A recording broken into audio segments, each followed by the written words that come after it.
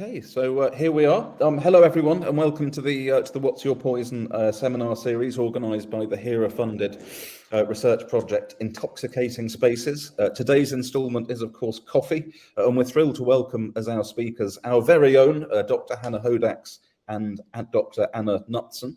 And I'll introduce them in turn. Hanna is a lecturer in the Department of History of Science and Ideas at Uppsala University, and as well as being part of the Intoxicating Spaces project, where she works on new intoxicants in Stockholm, particularly tea, coffee, and their substitutes. She's leading another fascinating research project on Nordic naturalists as fashionistas, which, as well as looking at tea and coffee, also brings in dyes and dye stuffs as well. And our second speaker is, or co-speaker rather, is Hanna Knutsson. Anna is a postdoctoral researcher also at Uppsala University, where her current project explores smuggling in the Nordic peripheries. So our usual spot of housekeeping, Hanna and Anna, that rhymes, will speak for around half an hour, and there'll then be around half an hour at the end for questions and discussion. There's a little chat feature in the bottom right where you're welcome to say something nice. Say hello, post observations and comments, but if you have a question for our speakers, please ask it using the separate ask a question sort of button or box at the bottom, and you can pop those in as they occur to you, or you can save them up until the end of the talk. So without further ado, it gives me enormous pleasure to turn things over to Hanna and Anna, and Clandestine Coffee and a Female Underground Culture in late 18th century Stockholm. And I think you have a screen to share, don't you guys?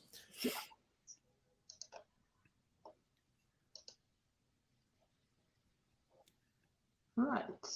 Fantastic. Okay, is that up? Perfect. So I'm Anna, by the way, and I first stumbled upon this topic when I was doing research for my PhD about smuggling in Sweden. Since then, me and Hanna have intermittently really been working on this topic together. And let's see if I can shift the picture. There we go. So one of the very first individuals that I came across in the archives was the coffee vendor Maria Kempe. Maria Kempe was a rather poor unmarried woman who was living in northern Stockholm, and you can see from the map here where she was living. And in October 1794, the police stormed into her lodgings and confiscated 18 pounds of various types of coffee. And during her subsequent trial, Kempe admitted that she had been selling coffee, both beans and beverage. But in her own defense, Kempe, a very emotional Kempe, referred to her ill health and her destitution. Coffee peddling was her only means that she could escape the utmost wretchedness. So Kempe is just one of many women, poor women, I should say, that turned to the global underground to help them deal with poverty. Coffee vending became particularly popular during the Prohibition eras, and over time, coffee drinking also came to spread, particularly among poor females. And in order to understand a little bit about how this illegal coffee vending and drinking became such an important part of poor women's lives, it's necessary to start by explaining the context a little bit. So I'll start with that. There we go. So Sweden was, for the duration of the 18th century, a mercantilist country striving for a beneficial trade balance. And unlike many other European states, they also failed to secure a productive West Indian colony. So even though Sweden got their colony in 1784, this was Bartholomew, they quickly discovered that it was pretty much useless for producing things like sugar, coffee, tea, oh sorry, not tea, but cotton. So in the end, the Swedish government really had to admit to themselves that coffee could not be considered a good that was grown within the Swedish dominions.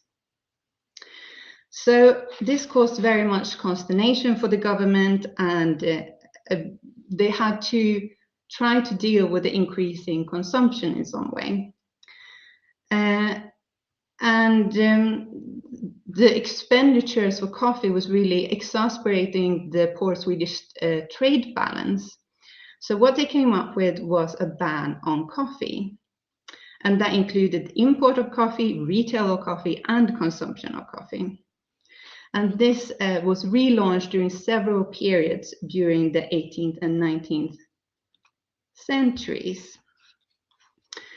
However, due to the continuous coffee smuggling and consumer disobedience, these bans had to be lifted to at least secure some sort of income for the state in the shape of import revenue.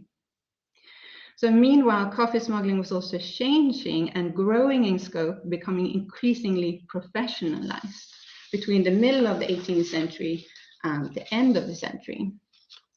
This also indicates that new consumer groups started to emerge and to engage with coffee in new ways. In 1776, the Stockholm Royal Police Chamber was founded, and their records have really been a gold mine for us, because it gives a great insight into how people engaged with coffee. So from their diaries and protocols, we have managed to extract 536 coffee-related crimes during the periods 1794 to 96 and 1799 to 1802.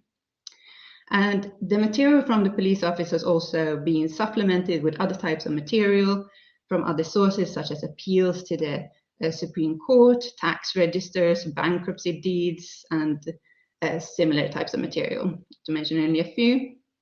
And in so doing, we have managed to map out a previously unknown landscape of coffee consumption during the Prohibition eras. And while elite coffee consumption has previously been studied, for example, through diaries and letters by myself and others, this investigation that we've done now of the police records have really shed new light on a previously invisible, but nevertheless considerable group of protagonists, poor urban women. And in this presentation, we will particularly focus on two themes that emerge from our research: struggling women selling coffee and poor women consuming coffee. And here I'll hand over to Hanna. Right, thank you. So yeah, so we thought we'll give you some snapshots from our research, drawing on this material that Anna mentioned. But before we start, it's worth pointing out that these coffee-related crimes, and you've already encountered one of the culprits, this Maria Kempe, who I'll also return to. These coffee-related crimes, they were punished very severely by the police, courts, and the state. So, as you can see from this list, the punishment for selling coffee beans was 50 riksdaler, which equals the pay for more than 7 months' worth of work for a day labor at a time. And as you can see from the same table, you could also be fined for preparing coffee or selling brewed coffee. Again, we're talking about eye-watering sums of money, particularly if you were poor, obviously.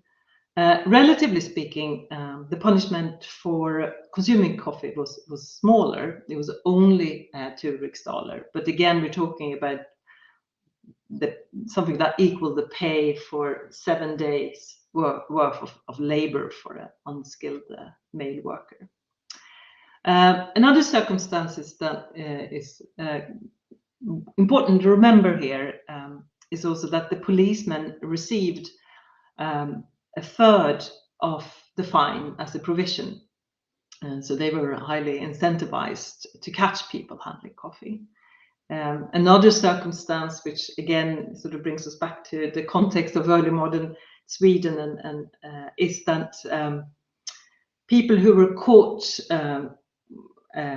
breaking against coffee bans, they had their names published in local Stockholm newspapers. And this again needs to be understood against the framework of the patriotic discourse that surrounded this legislation. Again, something that we don't really have time to get into here. But for the individual culprit, of course, this this being caught and convicted and having your name published also involved sort of notions or moments of public shaming. Right.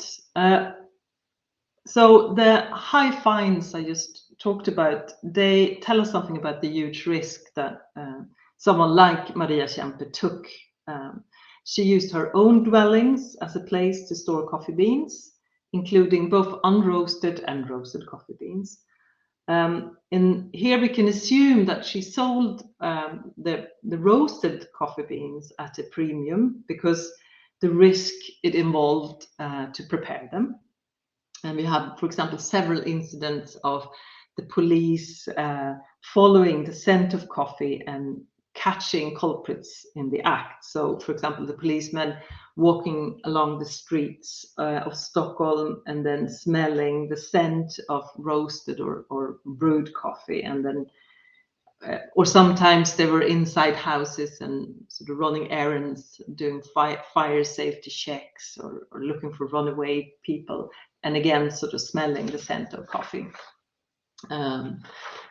Kempe did also sell brewed coffee, and again we think she offered this to her clients as a less risky way to consume coffee.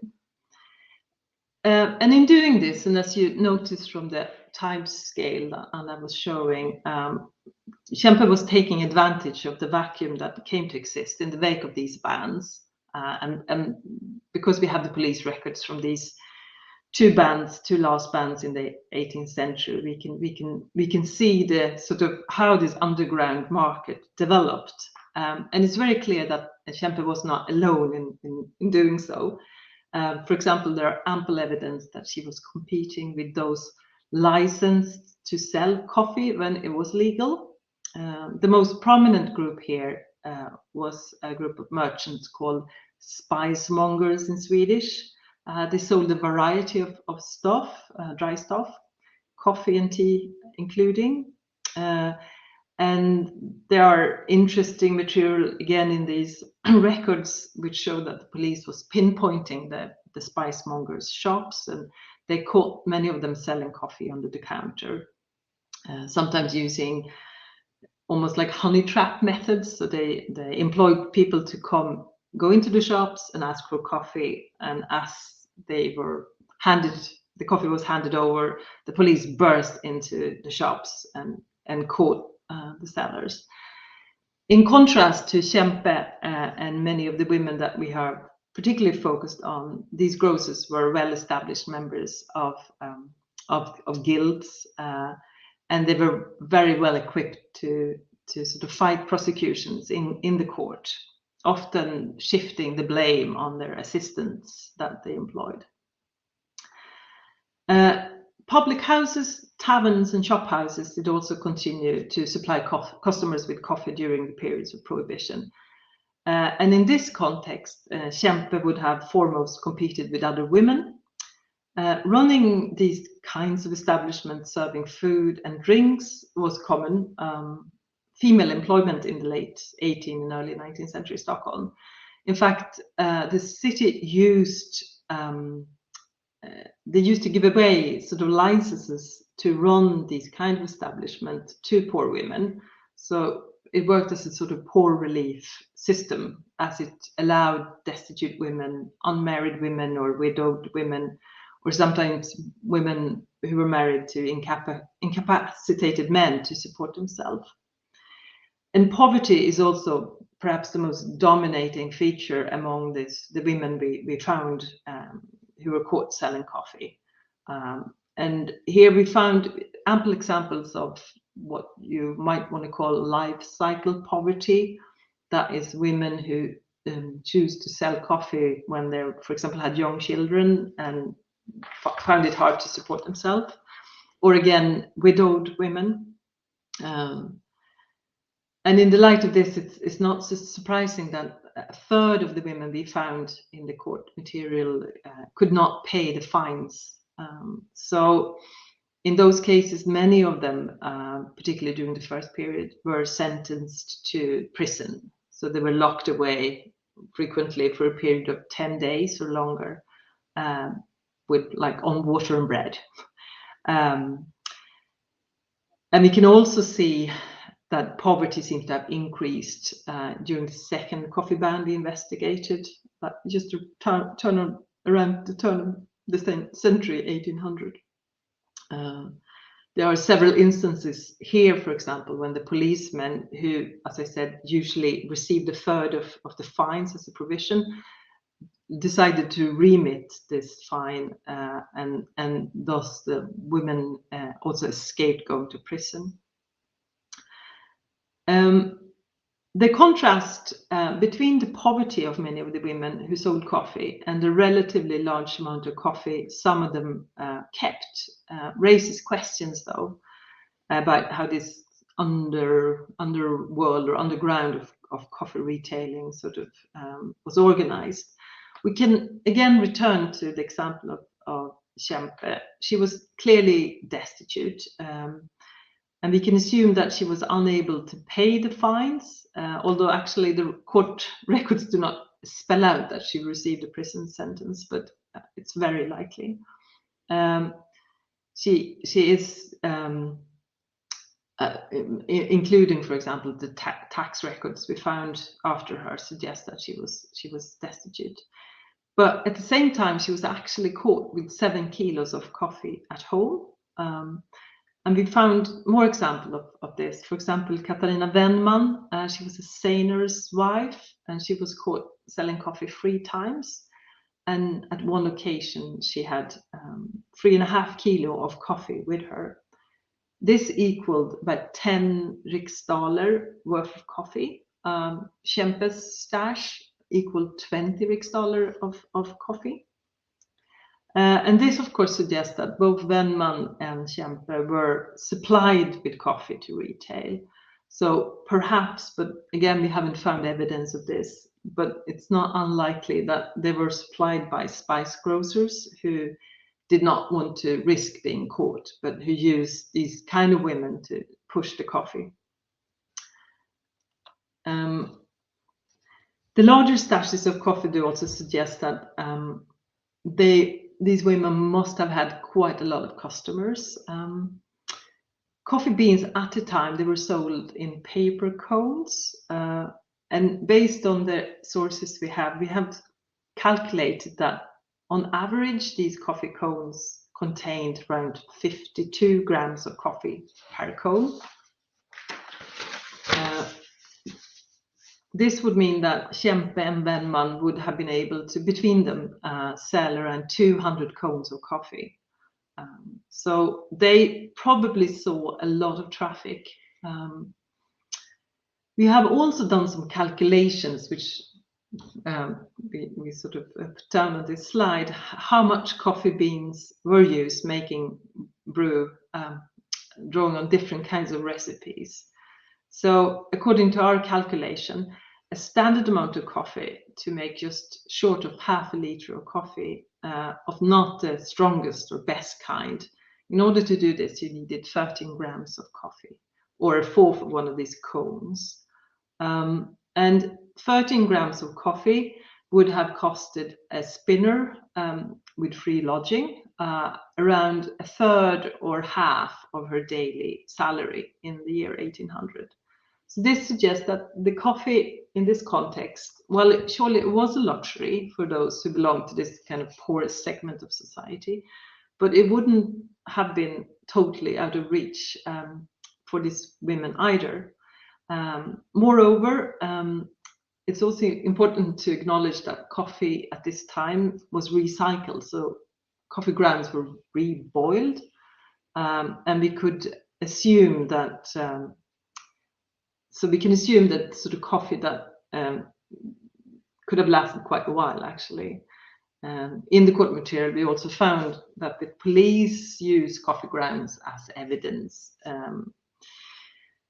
and including people also who claim that the coffee grounds they saved dated back to years before the coffee ban was in place, and thus they were innocent. Among the peddlers of coffee beans, we also find people who had connections quite frequently via their husbands, with people who work for the customs, or again, or whose husbands were sailors. And this we can use research that Anna done on smuggling. We know that sailors regularly smuggle coffee into Stockholm, often small packages that could be hidden on the body or under clothes. And it's not unlikely that this kind of smuggling continued or even increased during the periods when coffee was banned. And when auctions of large quantities of coffee didn't take place. So in this way, we can sort of connect this local underground market of coffee or for coffee in Stockholm to the global trade via these kind of small scale agents, such as the sailors and their wives. The poverty of female coffee peddlers is also visible in cases that at the outset seems quite innocent. In our material, there are, for example, several cases of women being caught selling coffee at what in the police records are called midnight dances or balls. And these took place in private dwellings or sometimes in public houses or taverns. The description of such court cases usually start with the police responding to loud music late at night, and then when they entered these places, they found coffee and consequently decided to call the women hosting them the dances to the court. What we learned sort of as we sort of read up on this is that the term dance or ball very likely is another word for events that included prostitutions. So a more explicit and common term was the term whore ball or whore dance. And again, the clue here is to look at the destitution and the poverty of the women. And here we have an example of a curate woman called Helena Unge, who was found hosting one of these dances in her home in 1796. And if we looked her up and found her husband had died a year previously. She had 6 children, including one newborn.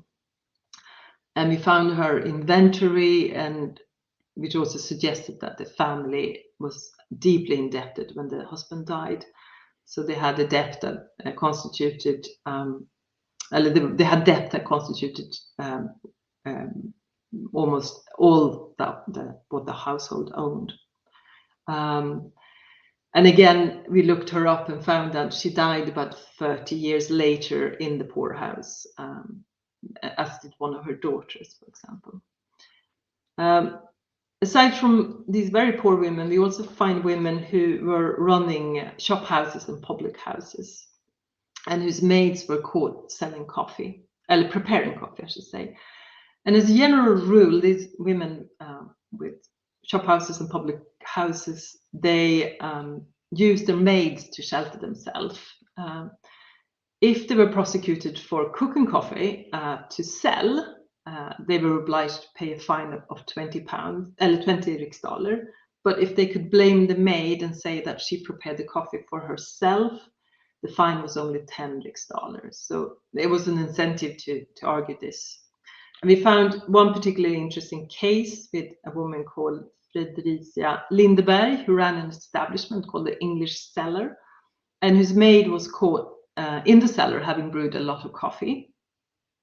And the amount of brewed coffee was established in the court when the court asked for the coffee pot. This is a few days later, being brought up and the coffee measured. And it was found out that the pot contained 4.5 liters of coffee. And this was, of course, was a troublingly large amount of coffee for Lindeberg, the proprietor, to explain. So she was accused of having sort of prepared coffee for selling. Lindeberg's defense is quite interesting. She argues that she already been, that she had employed 5 maids and occasionally another 3 or 4, particularly when there was a lot of laundry to be washed.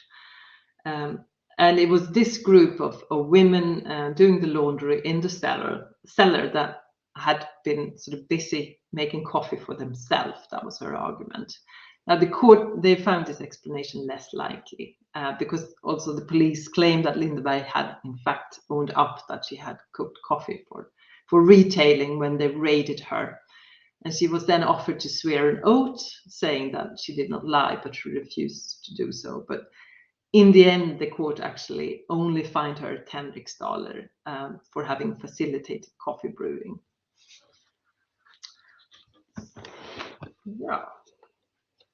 Right, and then we move on from the public establishments to, which were also, should be said, mainly frequented by male consumers, to coffee consumption within the home, which was a very different character. So the vast majority of the coffee consumer cases we found involved women who drank coffee at home, either with female friends, with their children, or in some instances, a husband. So on Södermalm, we found, for example, this 64-year-old destitute magistrate's widow, Goldbach, who was enjoying coffee in her home, along with her 15-year-old daughter, Anna Kristina. And here we have a picture of their house. And they lived in what we believe was one or possibly two rooms in this house, just found by the water. And they shared this house with about 18 other households. But as we can see from the layout at the bottom of the screen, we see that most rooms were actually equipped with heating sources in the shape of tiled stoves. And the archive material also shows that coffee was both roasted and cooked in such tiled stoves. And we have a picture, I think, of that here. So as we can see, coffee making did not actually require a kitchen, which a lot of these dwellings didn't have. But it was perfectly possible to brew your own coffee within the comfort of your own private room. So the consumption within the home was much more intimate than that at public establishments, and usually involved only two or at most possibly 3 or 4 individuals. This female-dominated but domestic consumption is reminiscent of elite polite consumption that also revolved around socializing. It shows that having acquaintances over for coffee was not unique to the upper echelons of society, but was practiced by all social levels. So another very interesting feature that we found was that women were also drinking coffee on their own. So this was, for example, the case with Margareta Bröske, who was caught drinking coffee early one morning, 5 o'clock in the morning, at her house at the edge of town. Bröske had herself claimed to be feeling poorly that morning and that she had made a brew to heat herself in her wretchedness. And Bröske, who lived at the edge of town, inhabited a small house or cottage, probably only with one single room. And they would have looked something like these houses here, which are still present in Stockholm. So coffee consumption thus occurred in various poorer areas within Stockholm, both more like urban high rises, if you want, to the center, in the center, to the smaller cottages at the edge of town. And the women who inhabited these spaces were usually the wives and widows of craftsmen, factory workers, and sailors. But they were also workers in their own right. And one of the more remarkable aspects that emerged from the police records is that coffee appears to have been consumed during breaks from work, either at home or in a place of employment.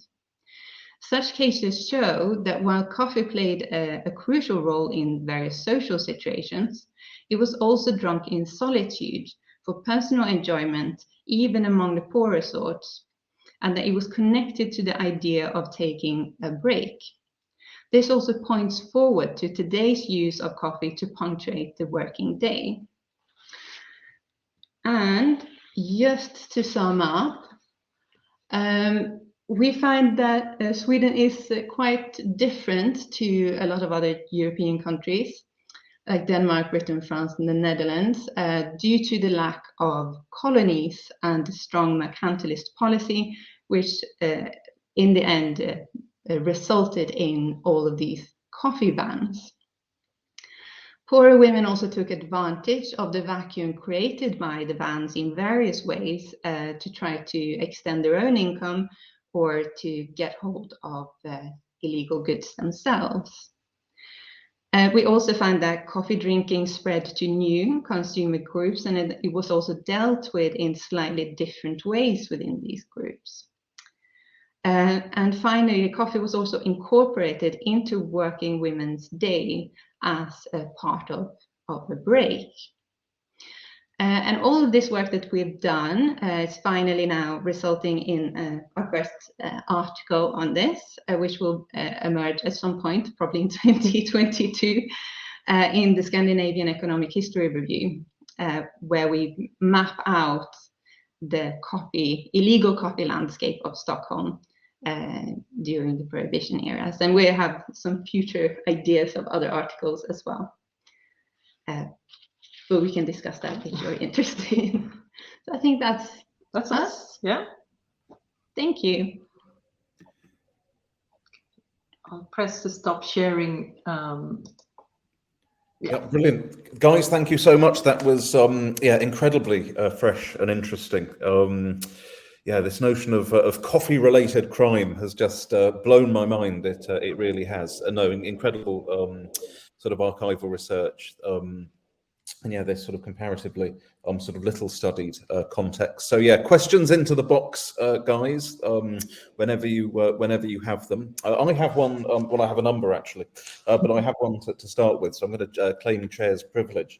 Can you say a little bit more about the relationship between the ban on sort of coffee and the sort of circulation and consumption of sort of other hot beverages, particularly tea, obviously, but also perhaps chocolate? Should I say something about tea, maybe? Yes. Yeah. So I think tea is banned. So there are 5 different coffee bans, 4 during the 18th century. Mm-hmm. One of them included also the ban of tea, but not the sort of last 3 of the 18th century.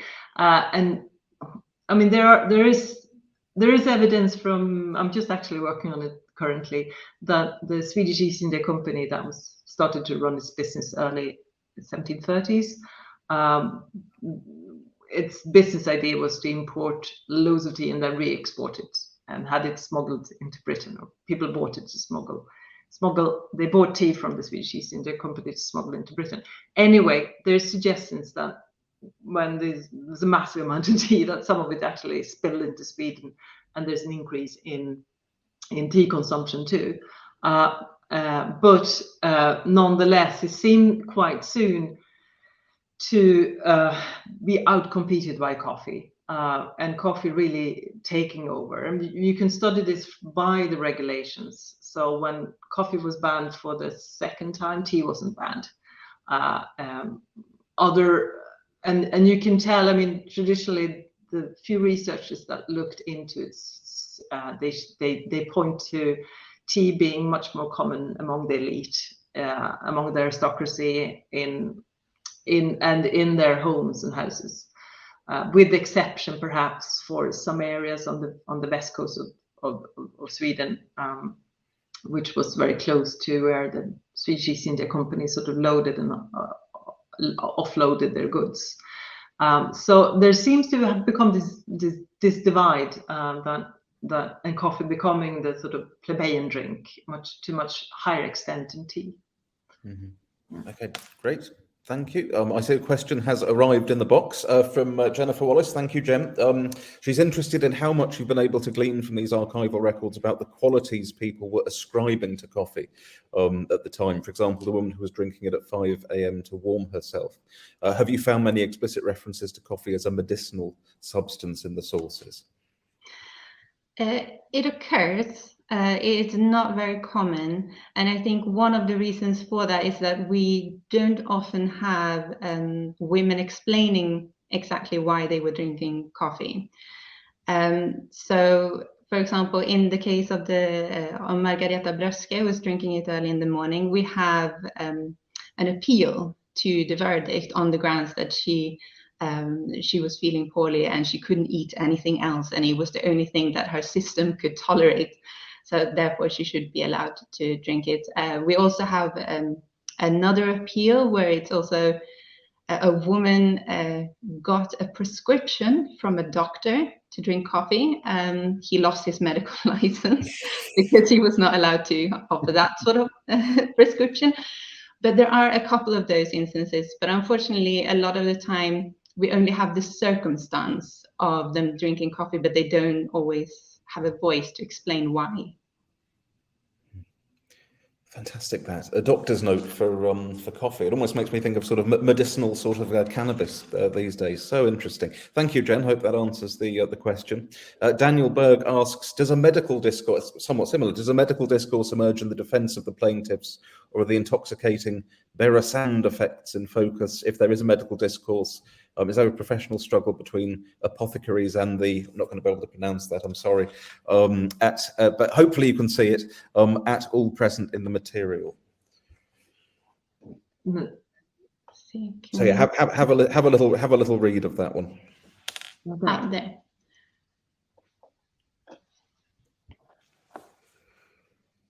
Ja, just berusande. Not really. Have we seen that? No. Nothing comes to mind. I think the medicinal discourse, I mean, we haven't seen it. I mean, I know from earlier in the 1730s, 40s again, I think there was more of a competition between apothecaries and the spice-mongers selling coffee. And again, if you look at the legislation, in 1747 there was a new excise on coffee, consumption excise on coffee, and the only way you can escape from paying it, you paid to consume, was that if you had a prescription that the doctor had given you to use coffee or tea as a medicine. But aside from the example that Anna mentioned, there are few that we haven't found that many medicinal discussions, in this context. I think the medicinal discussions that we found have been earlier, and they do use medical arguments when they're launching the bans to try to reinforce why the ban should be, because it's also dangerous to drink it. But this seems to not really catch on, and it seems to disappear and to fade out throughout the century.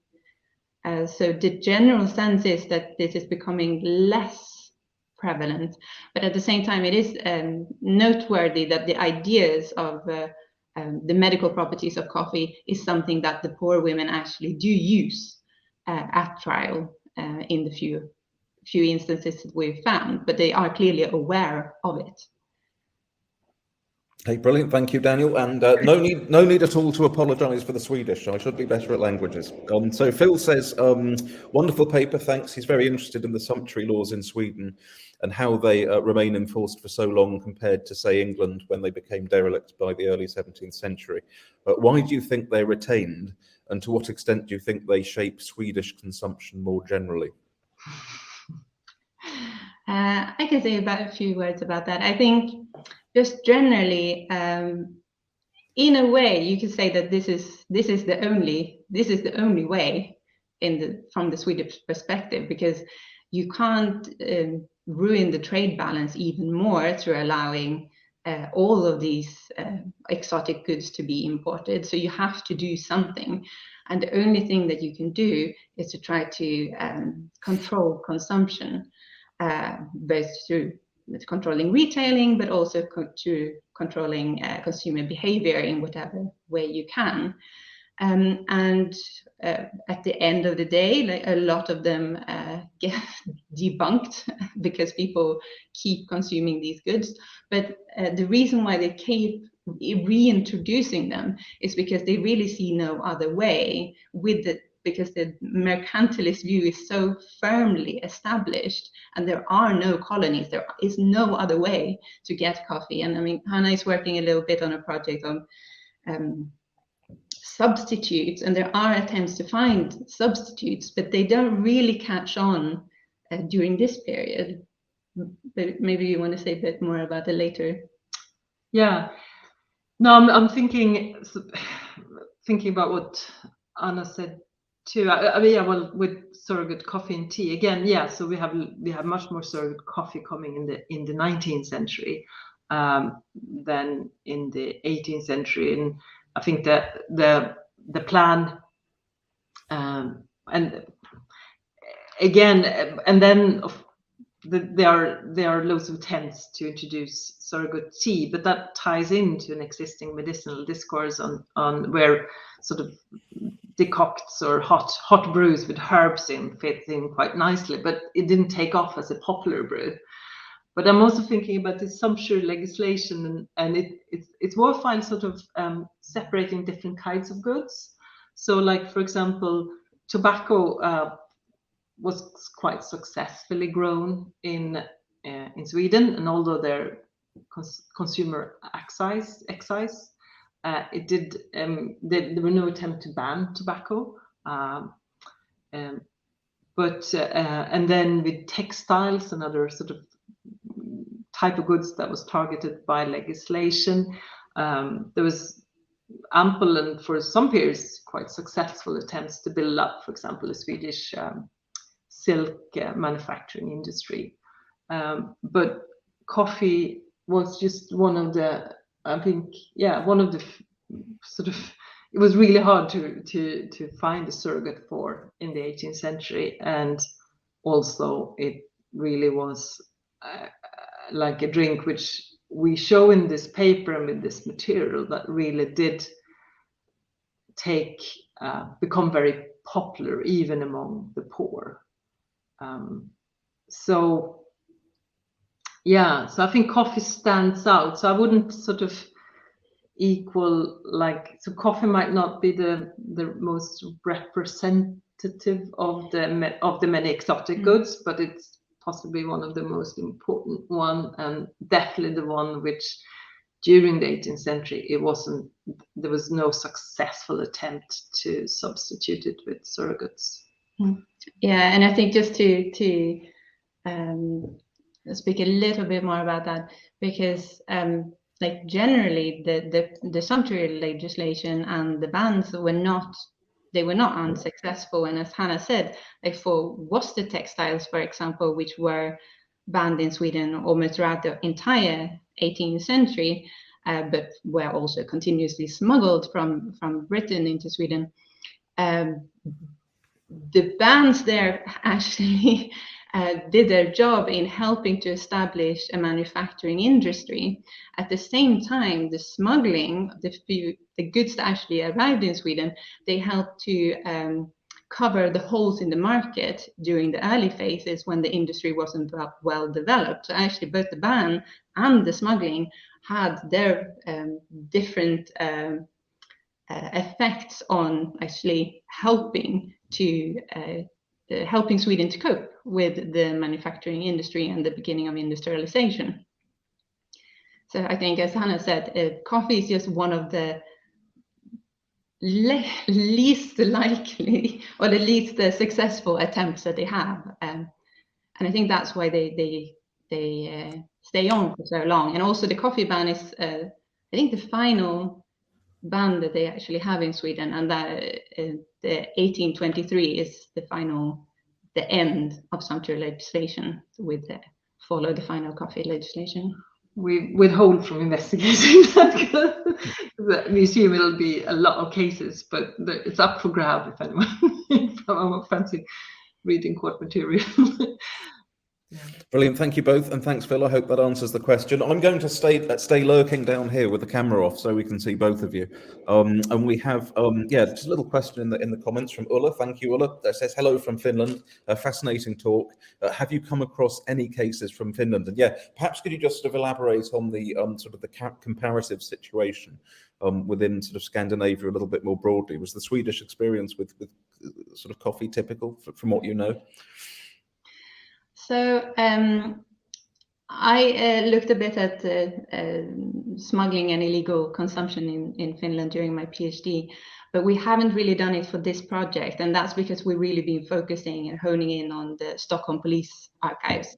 So also we have very little information from other Swedish cities as well, and this is something we would ideally like to remedy.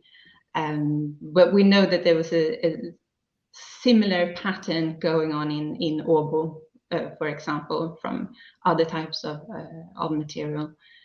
But we have done no thorough investigation. I think that would be very interesting, since so in Sweden and Finland, the smuggling works slightly differently. In Finland, oftentimes the imports come through Russia, and you have a lot of smuggled goods coming that way. And I'm not quite sure how that would affect the availability and the consumption of coffee in this instance. But for Worcester textiles, for example, you find that the types of textiles used in Finland are created for the Russian market, whereas the type of textiles used in the Swedish part of the realm are produced for Denmark, Norway, that sort of area where Worcester's well legal. It's also worth maybe pointing out in here, I'm talking on behalf of your research, yes. Anna, is that so obviously a lot of coffee arrived by sea, like on ships, but there's also suggestions that during the winter, particularly conditions allowed for transporting of like goods on sleighs, and then you could have a fair amount coming across from Norway. And we have examples that we found, some of the cases of illegal coffee retail ties into smuggling, and there are examples of coffee coming from what possibly is en route, sort of from Norway, and then across to Hälsingland, for example, and then being brought to Stockholm. And this is interesting, I think, from the point of view of asking to which extent the consumption in Stockholm is representative of what's going on elsewhere in smaller cities or towns and on the countryside. And again, it's hard to tell, but there's a fair amount of evidence in Anna's thesis, which will be published as a book,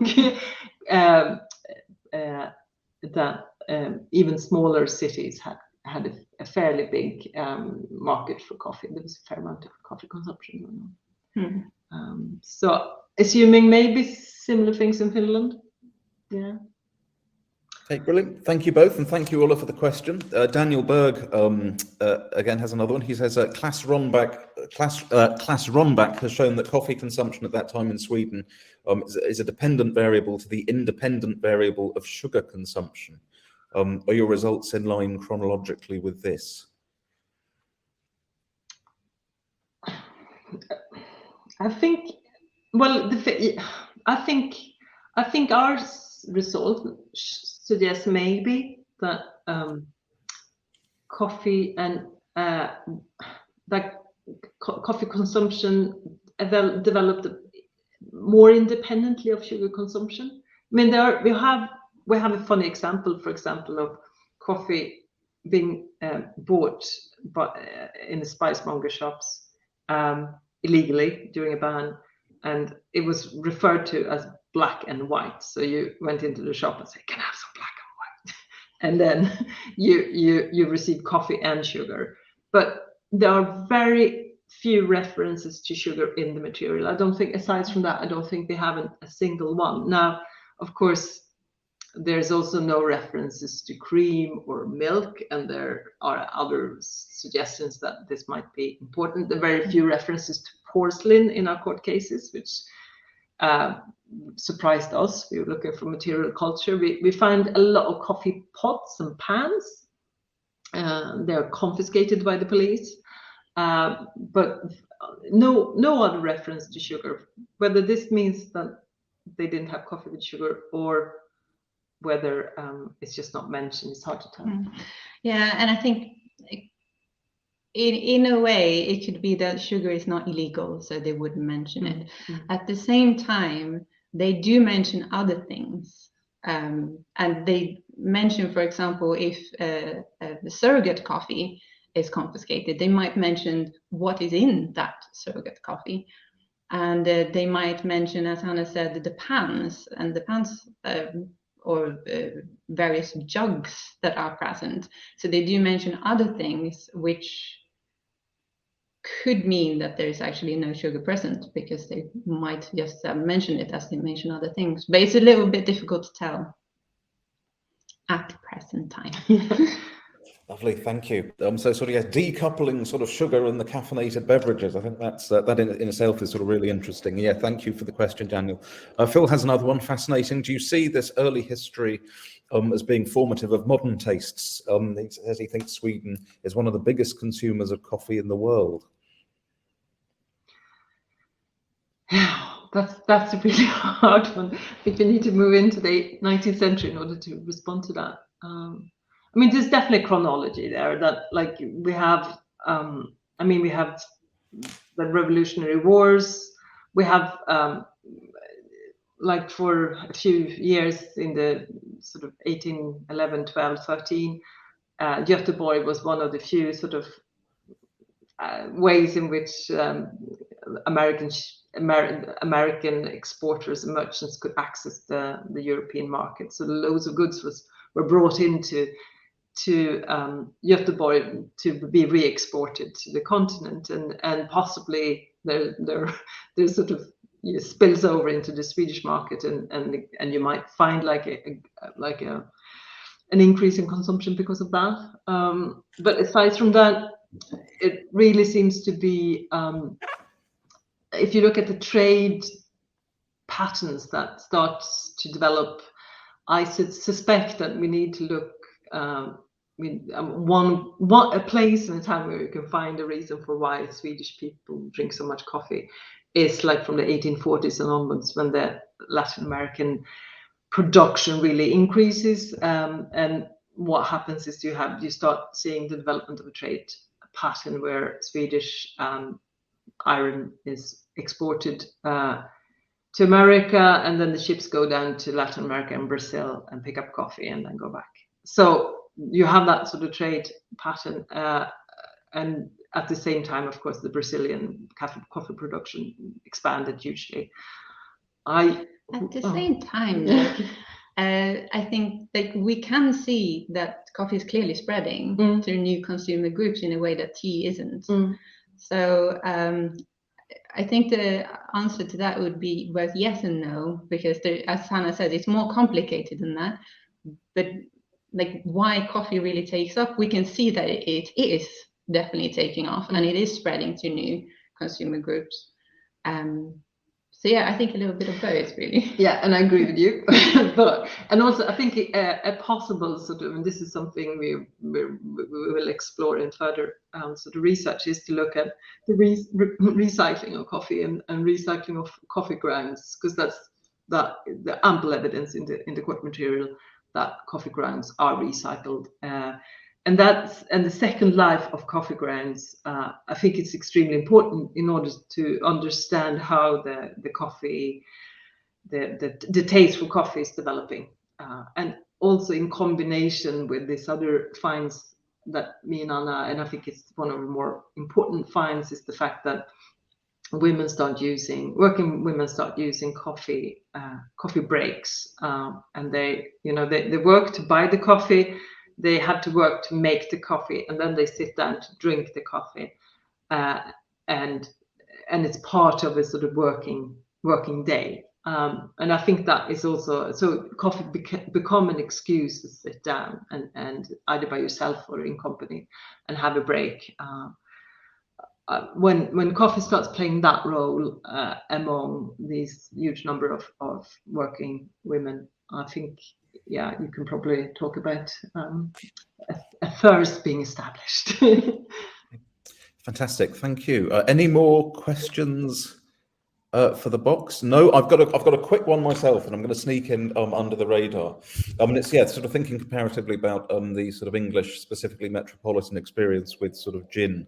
And it's sort of attempted, well, not sort of prohibition, but attempting to sort of control its retail in the early 1700s, when they, of course, employed sort of networks of spies to detect illegal retailing. And I'm just wondering in this context, if the urban authorities employed sort of informers to almost literally sniff out unlicensed coffee retailing. I just love the idea of these sort of snoops roaming the streets of Stockholm, just trying to smell coffee.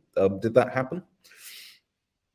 Yes, and I think one of the things that is really quite interesting is that you have, for example, friends informing on each other when a friendship deteriorated, for example. So it might not even be official spies that the police are using, as Hanna was saying, with the honey traps that they established, but you also have the accusation of coffee drinking being used by people who don't really like each other anymore.